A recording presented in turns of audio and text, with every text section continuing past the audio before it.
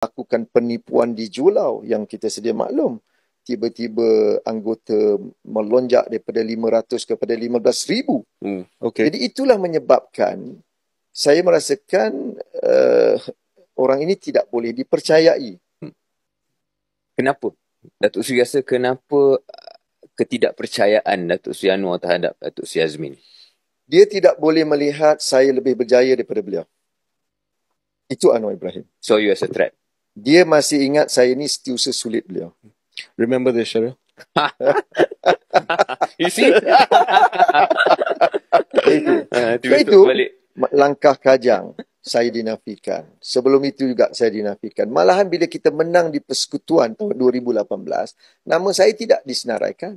Padahal saya timbalan Presiden, saya Menteri Besar Selangor, saya paling lama dalam parti dan juga dalam kerajaan. Tetapi bila saya jumpa dia di HUKM ketika itu, dia kata, saya telah hantar nama you pada Tun Dr. Mahathir. Wan Azizah telah tulis surat. I went to Dr. Mahathir and Dr. Mahathir showed me the letter that he received from